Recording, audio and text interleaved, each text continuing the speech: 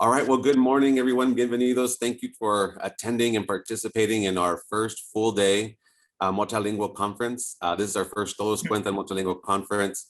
And our theme this year is Orgullosamente Bilingüe, Embracing Cultural and Linguistic Diversity.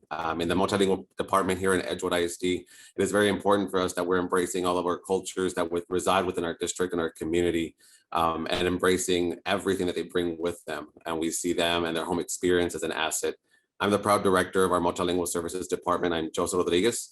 Happy to be with you all today, and glad that you were able to join us early in the morning. Hopefully you have your cafecito already, but you're at home, so if you need to step away for a moment and come back, we have that flexibility. Again, thank you. We have our team joining us today. You can see them as our panelists, and you'll be meeting them throughout the day as well. Melissa Olivares is our coordinator, Hugo Hernandez, and Raimundo Ortiz. We're glad to bring this to you. This is kind of a long day in the making, and we're glad that it's finally coming through. We have fabulous presenters for you today. We're always learning and growing, and so we're happy that they're able to join us and help us grow our toolkit for our students. And we're glad that you're part of this experience with us. Ms. Jorwell, if you'll advance to the next slide. So obviously the work that we're doing in our department and our district can be possible without our leader, Dr. Eduardo Hernandez, our superintendent. It's gracious to be with us this morning on a Saturday morning. Thank you, sir, for joining us. The work that we're doing, obviously, is impossible without his support.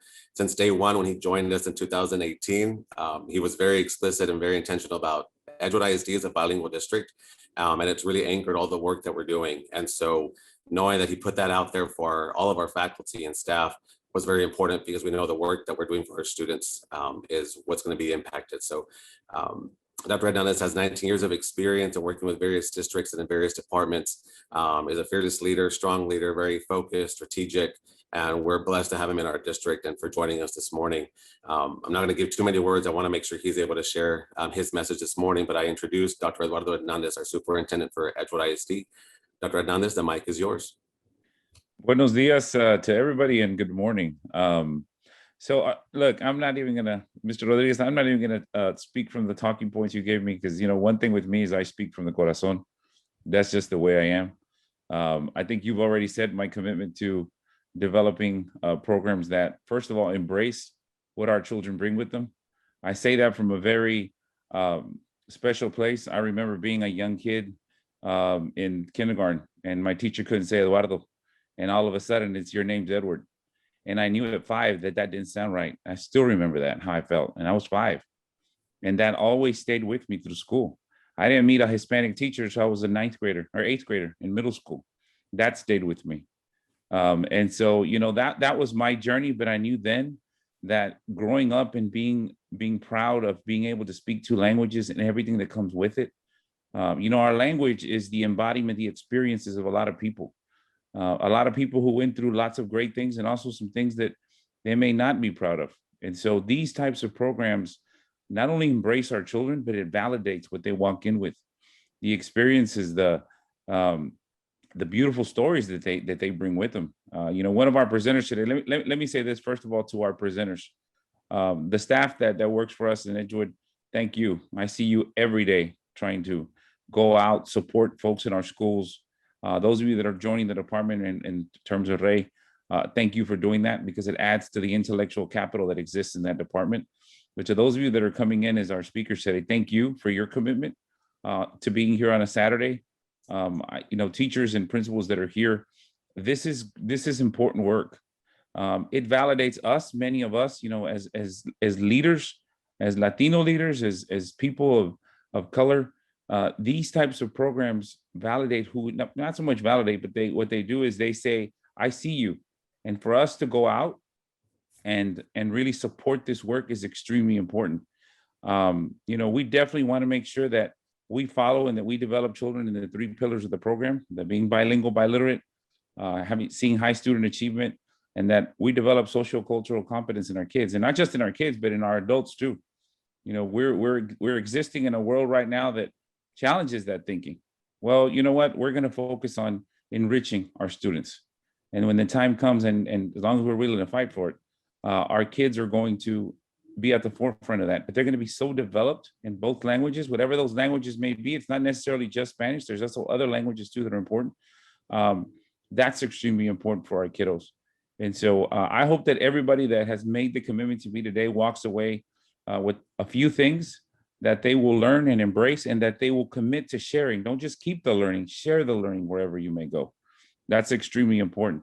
And so I'll say, for me, this has always been extremely important. You know, you see a picture of San Antonio in my background, but I'm going to tell a little bit on myself. I'm actually up in Dallas today. I am selling my home in Dallas finally, and making the full move down to San Antonio. And so Dr. H is going through one of those weekends. You know, the home where I raised my daughter, I am passing it on. This is it. This is the last weekend. And so I told Joseph, I said, I'm committed to this work, but I like to tell people my story. You know, that's really all I am, is my journey. And so my journey continues, as does your journey in the program today. So again, thank you for this commitment. Dios les bendiga. Gracias. Este trabajo definitivamente es trabajo del corazón. Es trabajo que hay que tomar en cuenta cuando andemos en las escuelas, cuando andemos en los barrios aquí en Edgewood. Yo sé que para mí el salir y platicar con la gente en las pláticas que tenemos para mí me llena el alma. Es una cosa tan positiva y tan, la verdad me llena el espíritu. Entonces, este trabajo, por eso es que lo desempeñamos. Y hablo el español con tanto orgullo, porque sé lo que cuesta mantener la lengua. Entonces, gracias a todos una vez más. Y vuelvo si estuviera en la iglesia, porque ahí es donde me crié, si estuviera en el púlpito, regreso el micrófono con nuestro, el maestro de ceremonias, el director Rodríguez. Gracias a todos. A usted, thank you. Gracias, muchísimas gracias, Dr. Hernandez. Thank you for joining us. Thank you for sharing that.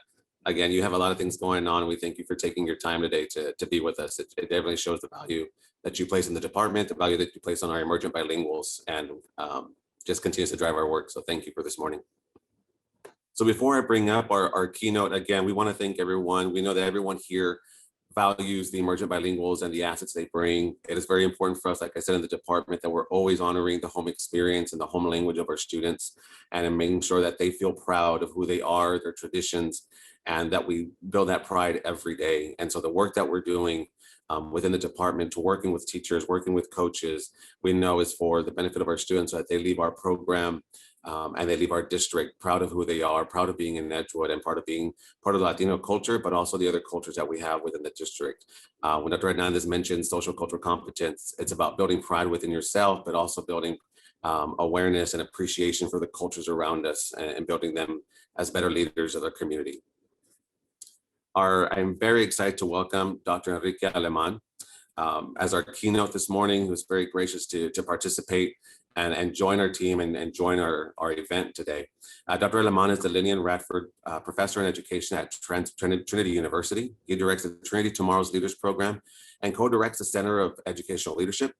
While at the University of Utah, Dr. Aleman co-founded and co-directed a university community partnership for 10 years and served as Assistant Vice President for Student Equity and Diversity.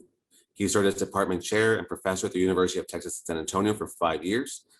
A first-generation college student, Dr. Aleman's research agenda includes studying how race and racism impacts educational policy and shapes the experience of Latino, Latina, Latinx, and Chicano, Chicana, and Chicanox students and families. Also the co-director of the critically acclaimed Stolen Education documentary, which will be a big part of his message with us this morning. So without any further ado, I'm going to pass our mic to our keynote speaker, Dr. Enrique Aleman. Thank you, sir, for joining us this morning. Thank you so much, Joseph, and Dr. Hernandez and the rest of your team. I really appreciate the opportunity to be here this morning with you all on a holiday weekend. It's amazing to see over 30 participants on a holiday weekend. It just shows the commitment and the importance of doing this work. And so I just want to thank you for just making time this morning. Let me see if I can share a screen and go from there. Everybody see that? Yes, we see it. Great. Yes. Let me see. Again, as Joseph mentioned, I've been at Trinity University now. I'm starting my second year, but what I like to do this morning is hit on the theme a little bit related to embracing our cultural and linguistic heritage, and in a lot of ways, I think our communities need to re-embrace, and it's like I'm preaching to the choir here, because you all are already doing this work, and I just want to basically re-emphasize what you're already doing, and again, thank you for exhibiting that leadership across our city. I think it's a model in a lot of ways of what we should be doing across not only the city, but across the state and the nation, especially during this time when it's an extremely trying times in a number of areas.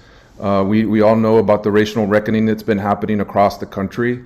We know about the economic strains that our communities, you know better than I do, the economic strains that our families are dealing with, and obviously the strains related to the virus. And so before I get started, I just want to thank you about that. I think we don't thank our teachers and our educators and our leaders enough about the work that you're doing on a daily basis in very, very trying times. So thank you. I'd like to share a little bit of history. Dr. Hernandez led off by a very personal and moving story about why he does his work and who he is and how he brings that to his work and his career and his profession. I think that's something that's very admirable. And so for me, what I want to share this morning is a little bit of history about myself and about how it's impacted the work that I do and the work that I continue to do here in San Antonio. It's really a story about a group of about 8 kids. 8 kids from 1956 who, at that point, they weren't starting school in kindergarten, they were starting school in first grade. This group of 8 kids and their classmates had been subjected to 3 levels of first grade. They were put into a beginner class, what was called a beginner first grade class, a low first grade class the second year, and a high first grade class the third year. So basically 3 years of first grade.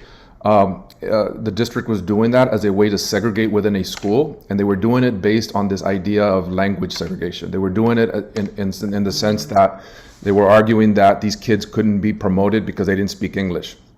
And so these kids and their families decided to sue the state and to push back and challenge the way the ideology of the deficit ideologies and the racist ideologies that were being placed on these children at their very earliest educational stage. The kids were put onto the stand to show that they could speak English, because again, the district was saying that they couldn't speak English, so we have to retain them 3 years. The children were placed on the stand to demonstrate in English that they could understand, they could speak, and they were comprehending. It wasn't until about 2002, my mother had been struggling with cancer really in the late 90s up until that time period, when we lost her at the age of 55. She died in Corpus Christi, Texas, after struggling for those several years with breast cancer. And we were very fortunate, myself and my brothers and my dad, to be with her during her last several days and to be with her as she transitioned. It wasn't until about a month after she died that I found out about this court case, and I made the connection that my mother had been one of those 8 kids. So what I want to share with you over the next couple of slides is a few clips from the documentary that Joseph mentioned that I did about this court case, about my mother and her classmates' experience in testifying in federal court against her predominantly white teachers and administrators and community that had been putting them into these 3 levels of first grade. So I'd like to do that this morning. This is Dr. Hector Garcia, the founder and longtime president of the American GI Forum. He actually was one of the persons who spearheaded this action. This is his actual letter in 1955 to the Commissioner of Education, in which he's stating this is what's happening in this small little town of Driscoll, about 40 minutes outside of Corpus. And these are the case facts. Lina Perez, who had recently moved back into town with her family, she didn't speak Spanish, but they put her into this all Mexican classroom. And the district had, as I mentioned, been doing this periodically, really since after Brown versus Board. So again, Brown versus Board came into effect in 1954. This case happened in 1956 and 57. It was a strategy by the districts. And in their court documents, they say, students of Latin extraction don't speak English. And so we have to do this as a way to not hurt the white students. And I was very fortunate to meet Albesa Hernandez, who was actually the mother who picked up the phone back in the day, picked up the phone, called Dr. Garcia's office in Corpus, his doctor's office, because he's a medical doctor. He was a medical doctor. He actually picked up the phone. He didn't have a secretary at that time. Picked up the phone and they talked, and she told him this is what's going on in Driscoll. So he started the ball rolling along with the parents and along with some of the youth there in Driscoll, small little town.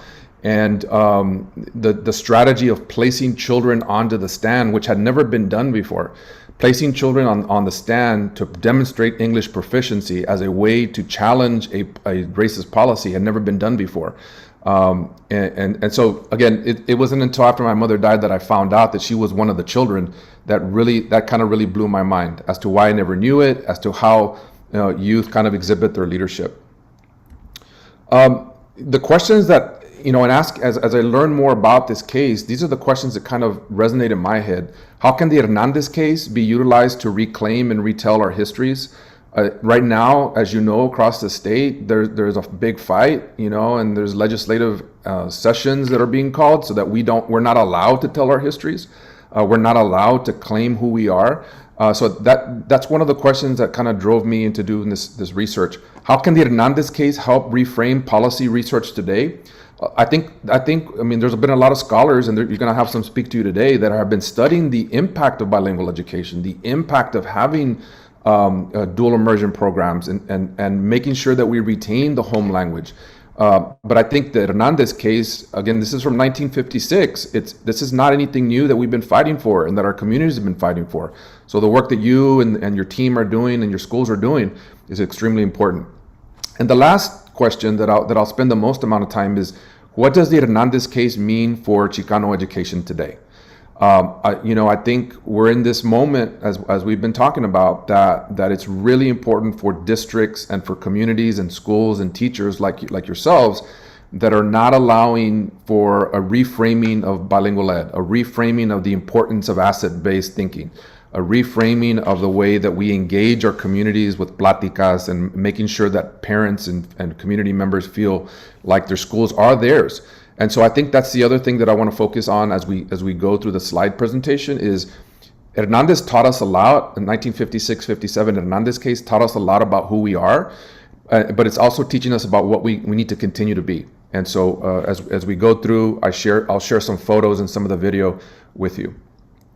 Before I start, this is one of the quotes that really has influenced me. Gloria Anzaldúa, in her, seminal book, the Borderlands book from 1987. It's just a quote. She's talking about the importance of language to her, right? She's the founder of Chicana feminist epistemology, and she really struggled as somebody who grew up on the border. I'll just read the quote real quick. I remember being caught speaking Spanish at recess. That was good for 3 licks on the knuckles with a sharp ruler. I remember being sent to the corner of the classroom for talking back to the Anglo teacher when all I was trying to do was to tell her how to pronounce my name. If you want to be American, speak American. If you don't like it, go back to Mexico where you belong. That's what her teacher told her. So when I read that, as a young, college student here at St. Mary's University, that's the first time I started reading some of her work. It really resonated with me too, as a 5th generation Tejano who was raised primarily speaking English because of the experiences of my parents. I always struggled with the fact that I wasn't fully bilingual, right? And I think that for a lot of people, for 2nd, 3rd, 4th generation Latinos, that's still a very much of a struggle. Rather than letting us know that that's part of our historical heritage, that's something that we should embrace, that's something we should be proud of. Anzaldúa is really speaking to that point and the history of that. I'm not going to go through this as much. This is just showing you, all the different things that I did. I was very fortunate to interview and do oral histories with over 30 people from that small little community from the 1950s. I was able to find 7 of the 8 original witnesses. There was 2 parents that testified, so I did interviews with Albesa Hernandez, the mother who was still alive at the time. I did 4 interviews with her, and so that to me is another part of what's really important, is that even in so-called poor communities, which you hear a lot, so-called communities that are challenging, right? Economically challenged. There's a tremendous amount of wealth there. There's a tremendous amount community knowledge there. And so that's another thing that this teaches me. Driscoll was poor. It was farm workers. It was cotton pickers, and there wasn't a lot of industry there. And so even with that, this small little community had a tremendous amount of wealth, and it figured out a way to navigate and push back against a very powerful system. And so that to me is another reminder of the work that you all are doing and the work that a lot of our communities that are predominantly Black and brown can continue to do. You'll see some of the documents and photos that I was able to get from this project. People were very, very generous with sharing their own personal photos. That's another part of our wealth is, my grandmother didn't pass down a lot of stocks and bonds and real estate. She passed down like some family stories. She passed down family photos that are very, very important to us, that I think that also shapes who we are, that we have to figure out ways to integrate that into our work. These are just some of the original, what I learned about doing this project. 1950s was really about segregation in multiple ways, not only geographic segregation, but also segregation around work, segregation around health, access to healthcare, and of course segregation based on language, right? And so that's again very reminiscent of what we're living through today with the pandemic. The pandemic is just bringing to light a lot of the segregation that we continue to have, even in a big city like San Antonio. The part of the quote, the other thing that I learned is the sites of punishment, just for speaking Spanish, right? Being punished just for being who you are. And I think, that's part of what the quote resonated with me. But again, psychologically, when you're asked, because it happened to me too, change your name. My name was changed very early on too. So that's the other major theme that I found. The last two themes are another, a couple things to remind ourselves of is that Hernandez taught us about resistance and about resilience and about activism. And I think that's another part of that community cultural wealth that is there, that even though, sometimes we don't see it as wealth, that's what it is. And I think our families have always resisted. I think our families have always been resilient.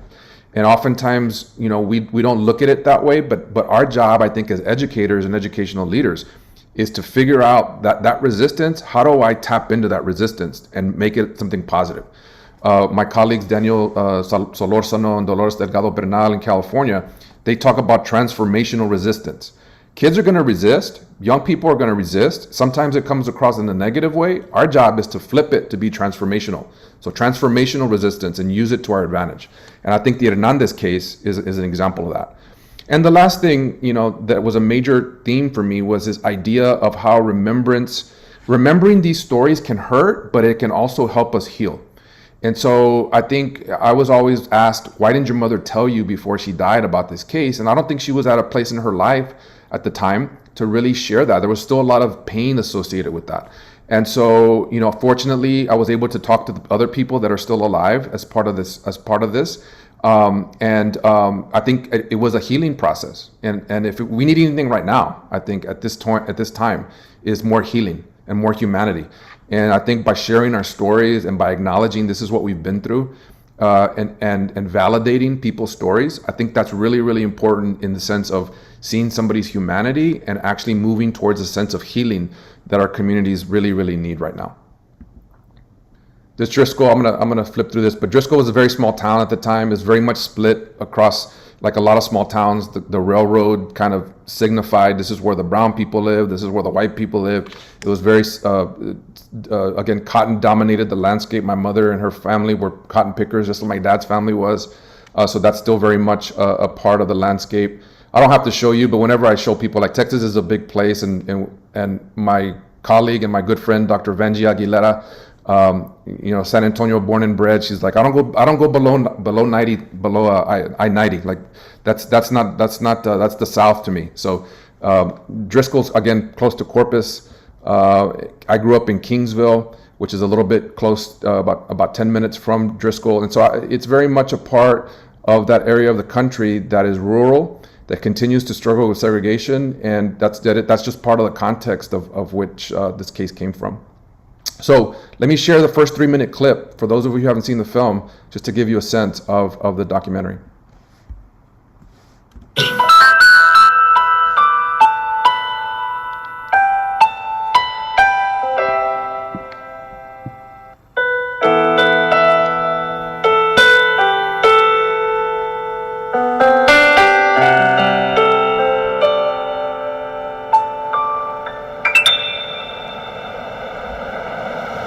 They're going to try to say, the white side's going to try to say, we were trying to help them because they couldn't speak English. No, you wouldn't.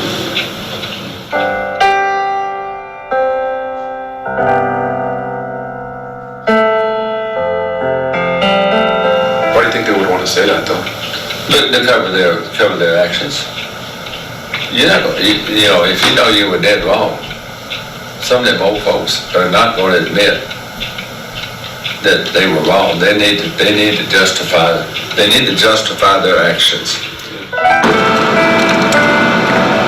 What is it you know about the Driscoll case from if anything? Not much at all, except that it had to do with,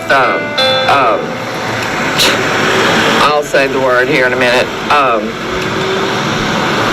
race, the thing with the educating the children the same and that kind of thing, yeah. Segregation and that stuff, If you're putting a kid in 3 years of first grade, if we know that you have to start early with them, what do you think that does to a kid by putting them in first grade for 3 years? Well, I'm sure it was hard on them. I'm sure it was. Yeah. But because even if nobody told them, they failed. They know they failed because they didn't go on.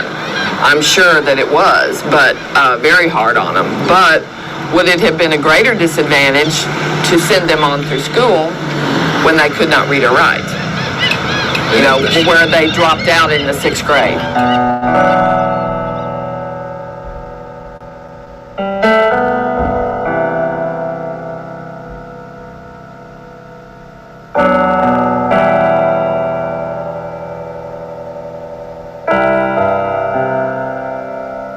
I think they did it because the teachers thought it was the best way to educate those children. And the school board, to me, was right. I mean, how can you expect farmers, not educators, to tell a whole school of teachers how to teach? You know, I would never do that. Never do that. I did not know about it, sadly, but I knew of cases like that where those kind of things went on. It's a very sad time in our history, but yet it's an opportunity for us to learn from and make sure it doesn't happen again.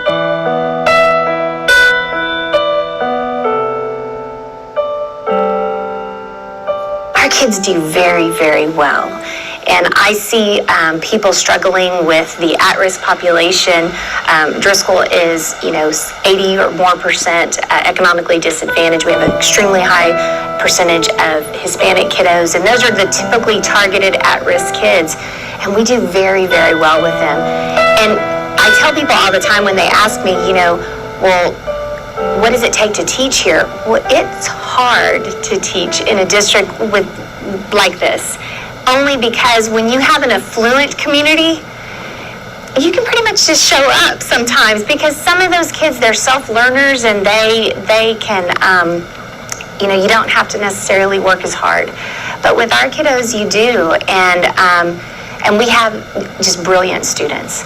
And we have been able to offer them opportunities to show their brilliance and to show that success. And that's the thing I'm most proud of. So, the purpose of showing that clip, I think, is, I don't know if you could get that from, the 3 to 4 minutes, is a lot of the denial that continues to happen. Even, the school board trustee didn't even want to say the word race or racism. And this was from 8 years ago. I did this project 8 years ago. Literally 2 weeks or a week ago, the Speaker of the House in Texas says, do not say racism we're talking about the voting rights bill. So, I'll say something a little bit about critical race theory. I think a lot of what we're talking about in this state is you couldn't use my film in your class right now because we're talking about racism, right? And to me, it's like, let's tell a little bit of truth, or let's tell a lot of truth in our teaching. Let's talk about the complexity and the messiness of our history. And let's figure out ways of embracing that discomfort, because that's part of our history and that continues to be part of our reality. And if we're not able to at least admit that and bring these stories as a way to develop, then we can't grow from that. So I think these 3 people that I interviewed as part of the documentary really represent a denial of that history. They represent, like, let's sweep it under the rug. They represent, like, let's not talk about the discomfortable stuff or the uncomfortable stuff. I don't want to have any discomfort.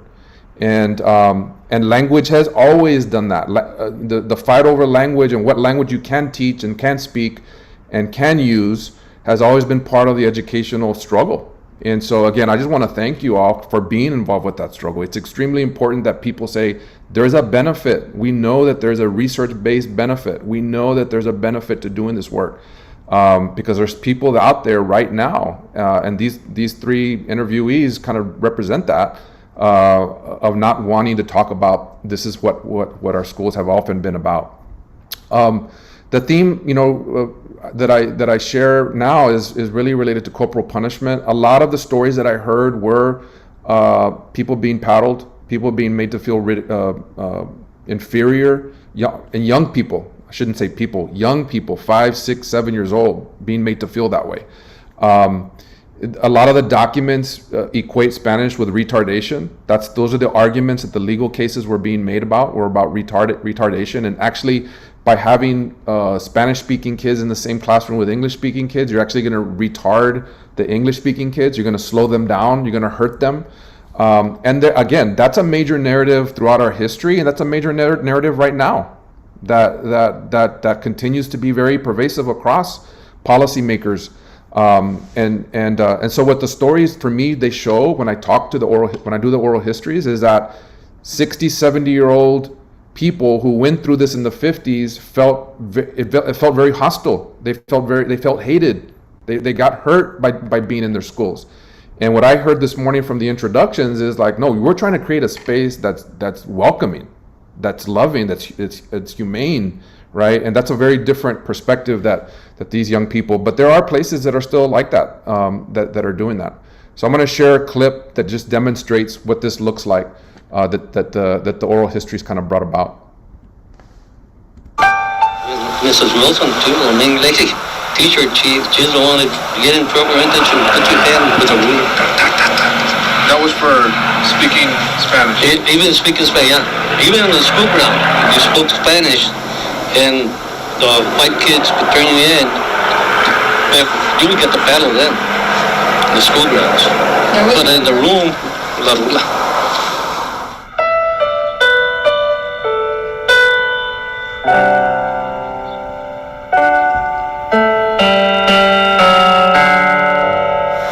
So you don't remember anything from the court case, like people around town were talking about it? It just seems like people might have been, oh, these guys are starting trouble, or... I didn't know anything about it. Of course, I was young, but I didn't know anything about it. But you were older than... Yeah. Because you're 1 year. 45? You're born in 45 or 46. All the friends that I graduated with, I mean, they're... most of them were younger, también. And so, when you're young, you really don't think about those things, I think, It's when as you get older, like, say you're a senior and you're 20, then that bothers you.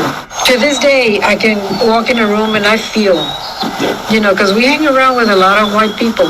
Oh, yeah. In the rallies. There's not many Mexicanos. You ought to see what... But you can feel it. When she gets off the motor. Yeah. And there's people at the service station with an automobile.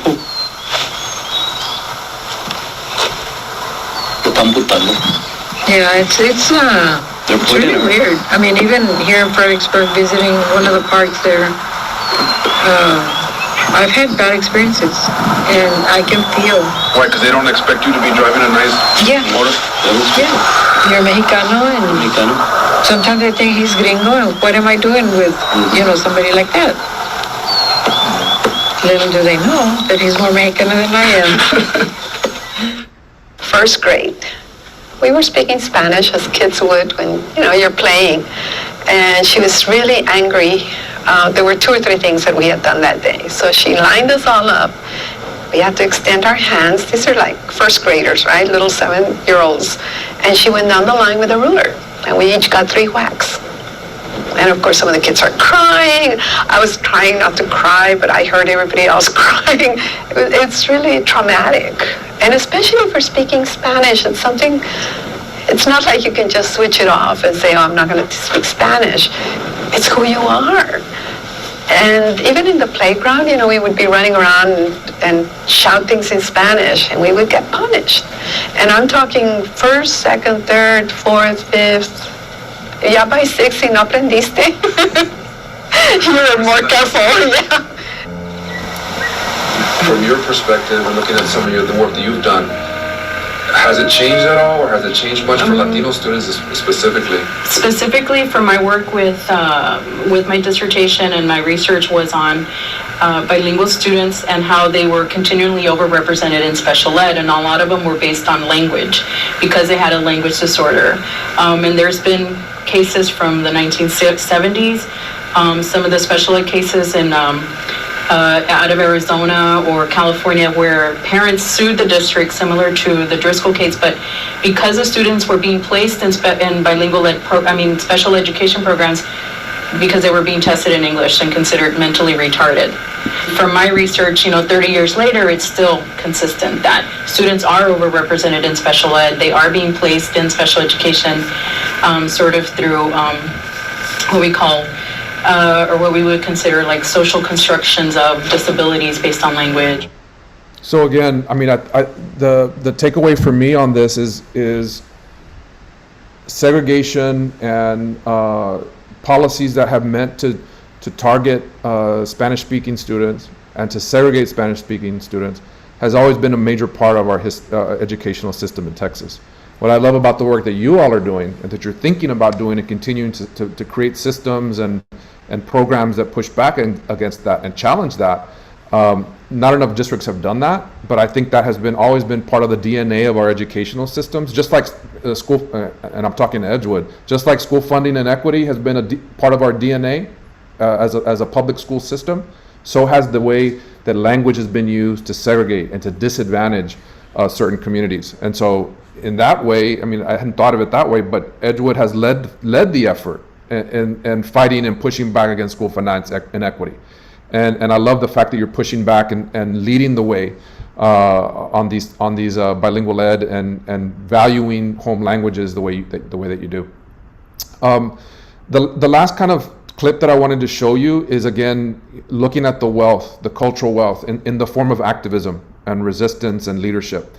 There have been people that have written about the American GI Forum. Again, the American GI Forum was found right after World War II. A lot of our grandparents and parents were coming back from the war, and just after having fought in either Europe or in the East, coming back and getting the same kind of inequitable treatment here after having fought for freedom, right? So Dr. Garcia and several veterans formed the American GI Forum. So people have written about him, and we know about him. We know about James de Anda. He was the lead attorney. He was only the second federal judge, Mexican-American federal judge appointed to the federal bench. They've written about him. He's pretty well known. And then, of course, Dr. George Sanchez. The Department of the College of Education, the building is named after Dr. Sanchez at UT Austin. He was the lead expert in this case, the Hernandez case. So they're fairly well-known players in this case. I think what I learned from doing this is that the people who were really activists, the people who were really leading this, were the community people. It was mainly mothers who were leading the efforts. And again, this is from talking to 30 different participants from that time period. They were all pointing to the mothers. Like, the mothers were the ones that were organizing. The mothers were the ones that were fundraising.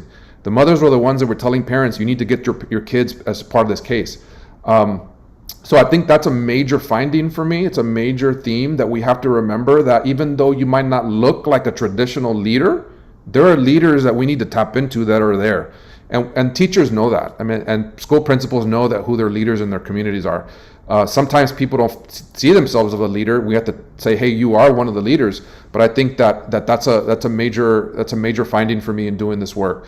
The other thing is that there was young people, and I'm talking about 12 to 15 years old, that were really instrumental in, again, organizing and trying to help the lawyers to prepare their case. And I interviewed two of them. They're not teenagers anymore, but they were teenagers at the time. And so I think they were part of the junior GI forum at that point. And so it helped me to think about ways, because I study educational leadership, the ways that our traditional educational leadership models do not look at youth, do not look at young people not only as engaged, but as leaders, right? And so I think that's the other thing that I learned, especially with the fact that these 7, 8, 9, and 10-year-olds that were on the witness stand, they were leaders. They were literally testifying in front of their teachers, and one day and the next day going to school. And so to me, that's a form of leadership that I think we need to figure out ways to tap into. So the last clip really kind of ties into some of these themes. You know, even in theaters here in Robstown, all the Anglos would be sitting in the, in the front, in the bottom, and then they would send us upstairs, They had a place for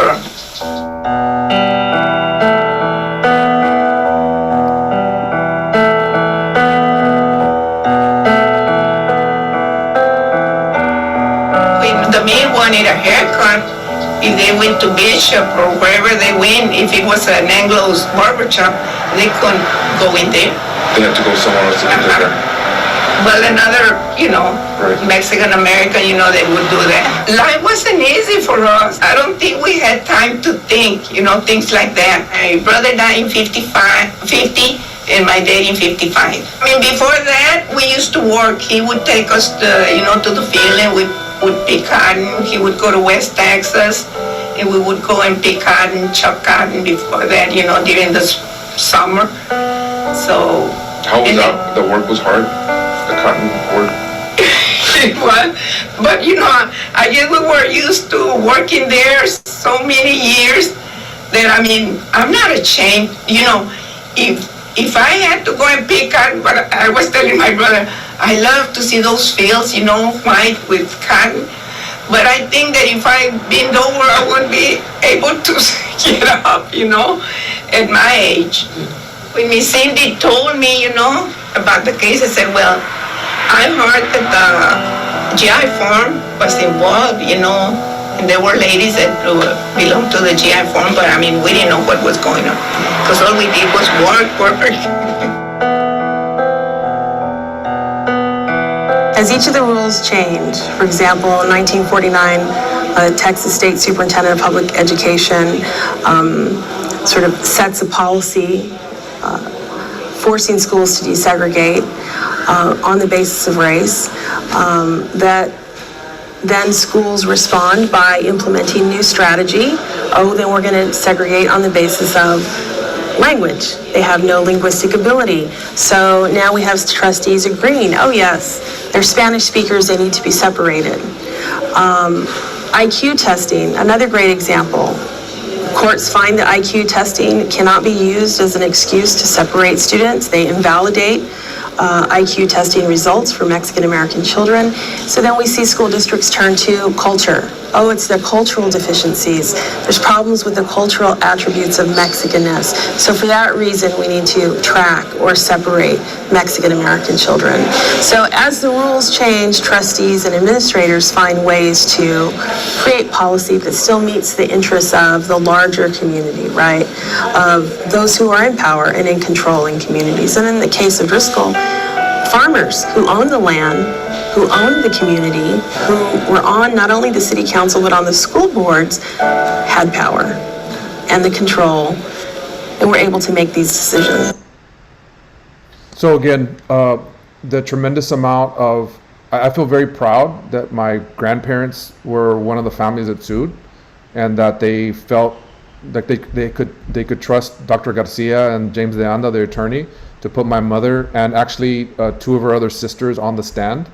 So 2 of my tias and my mother were of the 3 of the 8 that testified, and so I think that's a lesson for myself, but that's a lesson for my own kids. That's a lesson for our community, that people that don't have a lot of material wealth actually have a lot of other forms of wealth and forms of capital that they can use to their advantage.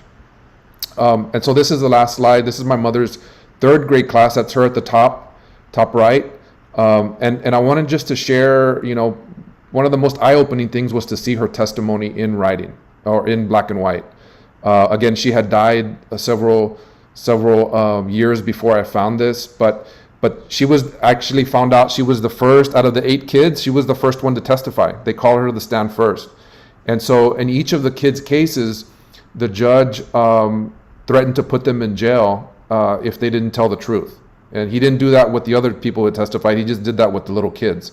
And so I was reading the last part of it, and I noticed that she didn't want to answer a question. And when kids don't want to answer a question, they either say, I don't know, or they just refuse to answer. And so the school district was trying to get her to say that the teachers were being nice to her. That was part of their strategy. And so I'll just read a little bit of this. The attorney asked her, do you think any of those teachers wanted to be mean to you? And you can tell she didn't answer, because then the judge jumped in. He said, you understand the question he asked you? Do you think any of those teachers wanted to be mean to you? And so my mother says, I don't know. And that's what little kids do when they don't want to tell the truth, I guess, with their teachers sitting there. And then the attorney again said, well, you don't think they wanted to be mean to you, do you? And then she said, no. And then the attorney says, you really like them? And she refused to answer. So they went ahead and let her off the stand, and the judge says, you speak good English now, Lupe, as if she hadn't spoken English good before that. So to me, this was, again, a reminder. My mother was 9 years old at the time. She had just started second grade. She was about to be 10 years old in the second grade, and her teachers were in the front row, and her superintendent was there in an all-white courtroom in 1956. And so it's a reminder, and it's a lesson of how we can tap into the tremendous amount of resilience that young people have. And so again, it's kind of an inspiration for me to always remember that about her. I'm going to finish up with I won't go too much into this, and I know your district is already practicing this. Dr. Tara Yasso at University of California, Riverside now, she developed, what a lot of us use now is this model of community cultural wealth. And it's really this idea that even in the so-called poorest communities, there are different forms of capital that our families, our young people, our communities have, and that the job of educators, the job of leaders, is to actually identify those forms of capital and lean into them, and to figure out ways of building programs and building systems that will actually allow us to tap into those forms of capital. So you can see the forms here. There's familial capital, aspirational, social, navigational, resistant, and linguistic. So I'm not going to go through all of them, but just with this case and the work that you're doing, you've already identified linguistic capital. Other communities might say, we have a bunch of Spanish speakers here. That's a detriment. We have a lot of Spanish speakers here. We have 20 different languages, and that's kind of like a cost for us, and it's making us not be a good district. What I'm hearing you all doing, which is what they did in Driscoll, is like, this is capital. We have linguistic capital. Being bilingual is an asset. Being multilingual, is an asset. Everybody knows that, but I think the dominant narrative continues to be that English only and English dominant is the one way. And so what I try to remind students that I work with is, whatever community you're in, what are the forms of capital that you're not taking advantage of? And lean into those forms. And I think linguistic capital is one of them. The other one that really resonates with me, that the Driscoll case, the Hernandez case, and Edgewood reminds me of, is the resistance capital. You have families, you have communities, you have schools, people who've resisted. They've always resisted. And I wrote my dissertation on school finance policy in Texas back in the early 2000s. Edgewood's all over my dissertation. The Edgewood cases. Dr. Cardenas is all over my dissertation. So to me, that's a historical legacy to be tremendously proud of. Just like in Driscoll, I would say they should be teaching this court case to all the kids in Driscoll schools, which I don't think they are. To me, that's a way to center that history. I don't know how much of the Edgewood cases are taught in the Edgewood School District as a part of a class. To me, that should be part of the history of the school. The district led the state in changing a very, very inequitable system. That's resistance capital. And actually, I think kids and parents will like really kind of like take advantage of that. They engage with that kind of work. So I think that those two forms of capital, and obviously there's more, but I just wanted to share like this idea of community cultural wealth and pushing back and reframing this idea of, we don't have anything, we don't have, all we have is poverty here. And I know you don't do that, because I hear your superintendent and I read his tweets too. He definitely does not come from that perspective. He really reframes, and a lot of your leaders do, they reframe this idea of deficit oriented to be much more asset based. And language is one of those. Linguistic capital is one of those that I know that you all are doing on a daily basis. So going back to the last question, what does Hernandez mean for Chicano education today? Again, Spanish, bilingualism, whole language is an asset.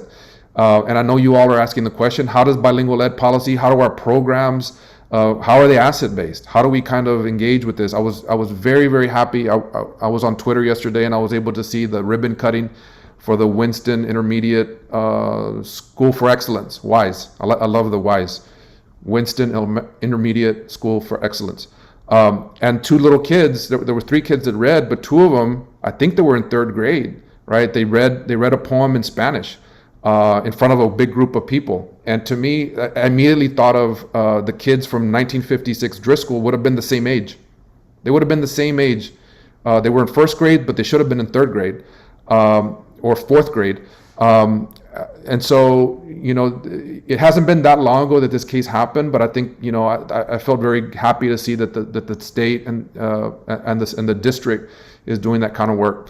The other thing that I learned for today, what the case means for today, is parents have always been leaders in our schools. They've always been leaders. It's the idea of how does a school tap into that.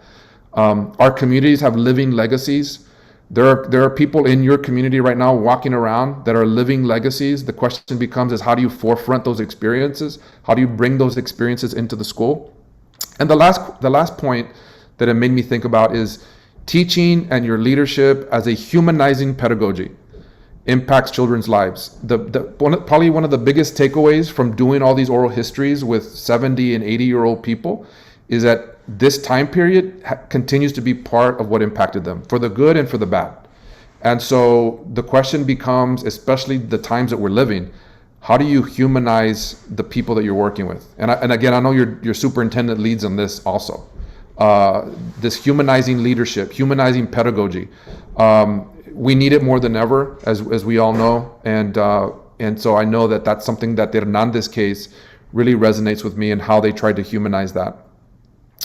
The last thing I'll say is, and then I think we still have a few minutes to talk and get any questions that you might have, is that I have 3 children, and at the time that I started the project, my oldest daughter was about the same age that my mother was when she went through this case. So she was about 9 or 10 years old when I first started this project.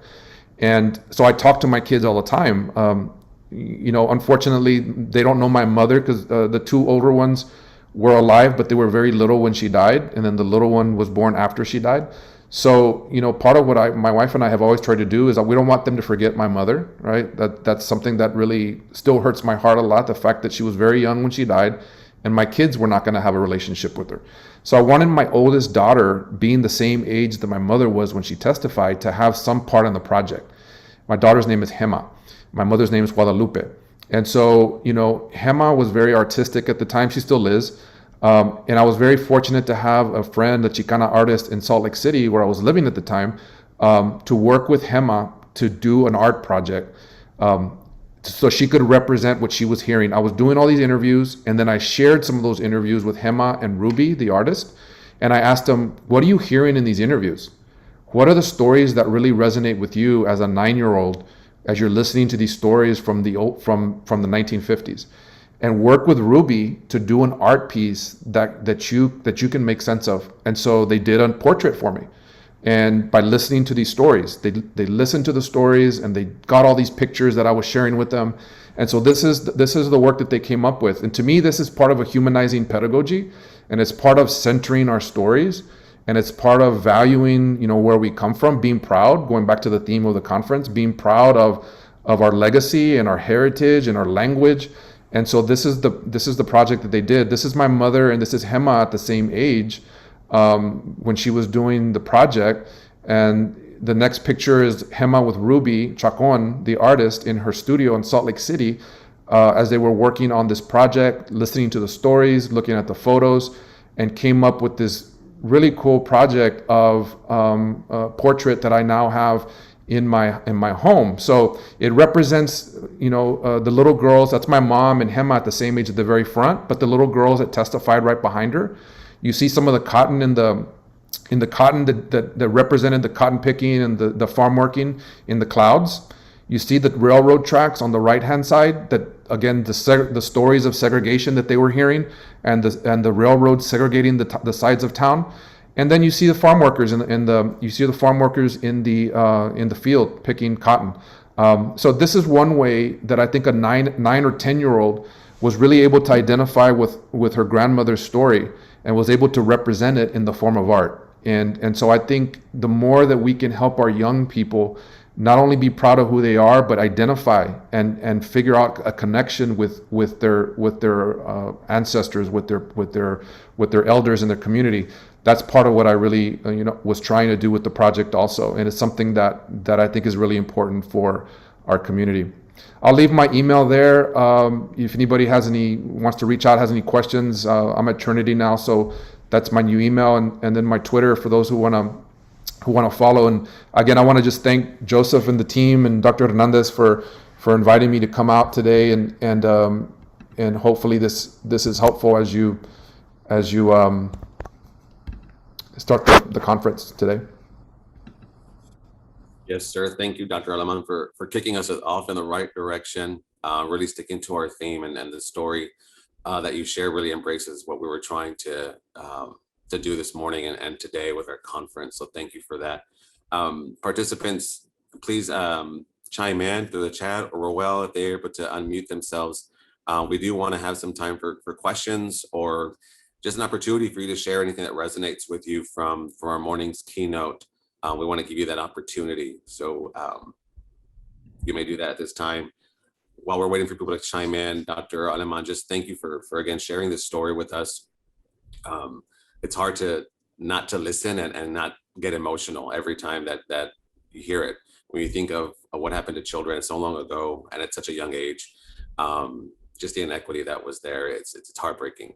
But it reminds us that the work we do, not only for our students, but for our families, and to educate our families in understanding the importance of a bilingual program. And this story also gives us a different perspective about why we have families that are still resistant to the program. And so how do we educate them, especially in Edgewood, and let them know that Edgewood embraces the language, the culture, and it's not something that's going to be a negative for them. And though your experience may have been negative, it's not going to be negative for your child, because we see that as an asset and we want to build them. Yeah, I think that's very much still part of our community. We've also, our own community has internalized to a certain extent, like a deficit orientation of language. And I think the way I've always tried to explain it to people that, I was never a math major, but 2 is greater than 1, right? We know that your child's going to be more competitive, is going to be, if you want to get a better job, being bilingual, being fully bilingual, that's a skill set. Those are tools that they have. And the research shows that the more they can maintain and build on a home language, it's easier to pick up and retain a second language and a third language. And so that's kind of how I've tried to, whenever people ask me about that because there is a fear, and because we've internalized that racist history that has been, very, very long in the making. Sure. There was a question there. I don't know if you can answer that. Yeah, there's a question on the Q&A, Dr. Aleman. I don't know if you can see it. Otherwise, I can read it out loud. What is the next frontier in youth activism and leveraging community and cultural wealth? What should community members be doing to support public education? I mean, I think part of the way we teach, or the way I teach, like educational leaders, and it was great to see Ms. Munoz on here, I know, a former student at UTSA, doing great work with opening her new school. And of course, I have a doctoral student, I was going to call her Dr. Martinez. She's almost Martinez, Gracie Martinez at JFK. And others, Terry Silva, a great student of mine at UTSA. Part of what we teach, I think, is this framework of looking at youth and young people and arming them and preparing them to ask these critical questions.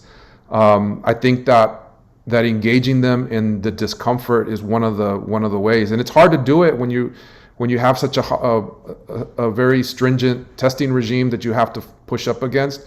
But I think giving opportunities for young people to wrestle with these really difficult questions, you could just start with a local history. I mean, just understanding local history, their local history.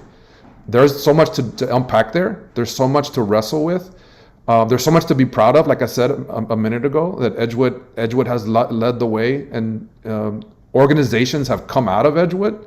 Everything from, you have one of your schools, Gus Garcia, to Cardenas, right, to MALDEF, to IDRA. There's so many things just in Edgewood that even if you just said we're gonna have a local history component to this, that's eye-opening to young people, and it sparks an interest and it inspires people. Young people already have a lot of angst. I mean, they already want to question authority. I mean, it's already there. It's teed up for you. That I think it's a way of kind of engaging them with they shouldn't have to wait to a Chicano studies class at UTSA or at Stanford, right, to be introduced to that. They're actually walking around that community. So that's one of the things that I would think about, engaging community members and being Edgewood proud, right, of this is what we're made of, that you could lean into.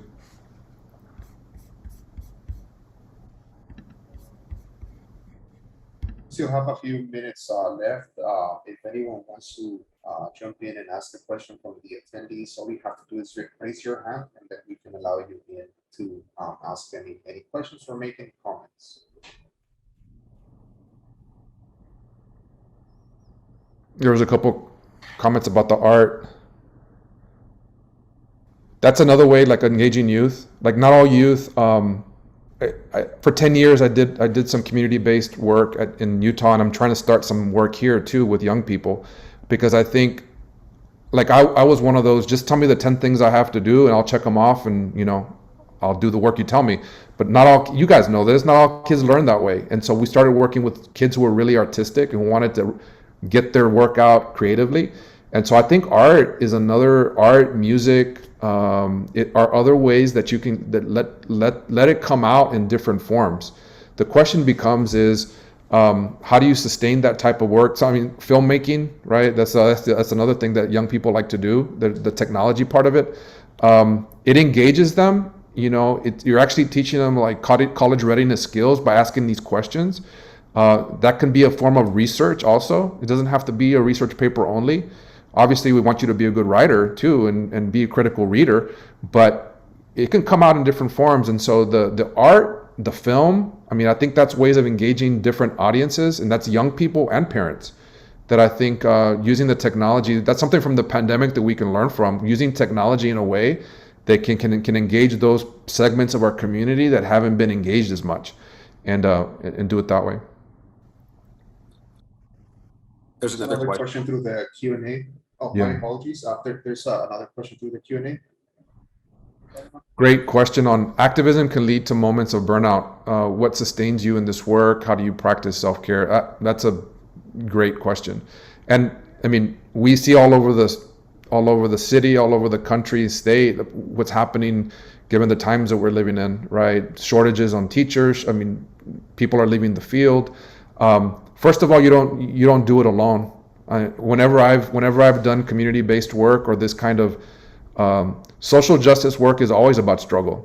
Being for the underdog's always going to be a struggle. You're living that. I mean, I don't have to tell you. You're living that. You've made choices to work in a community that's challenged by a lot of different factors, and thankfully we have people like you all that are saying, I'm up to the challenge. But it's a struggle. I think you don't do it alone. I think you do it with community. I think you make sure that you understand that this is a transformational moment, that you can get the little wins. Any other questions? I forgot what I was saying. It must have been that good. I think you were talking about doing the work together. Yeah. Yes, you work with a team, a group. For sure. Yeah, I think being intentional about self-care, right? Being intentional about taking care of each other, because I think, especially now with Zoom, it becomes, it's not just a regular work day. You can always be on, right? And there's always that next fire to put out. And so whenever you're doing this kind of work, I've always just tried to practice not doing it alone, being very cognizant of the team that I'm working with, the allies that I have, making sure that we're taking care of each other in that way. If anything, we need people we need educators and educational leaders in the struggle more than ever now. There are other forces that are trying to, negate this kind of work. They're trying to figure out ways of not centering our voices. And so we don't need burnout. We need actually, to practice these kinds of self-care and doing it in community in a way that's going to make sure that we're taking care of each other. So I don't know if that's answering the question as much, but having some intentionality, adding that to the list of things that we need to do to make sure that we're taking care of each other is important.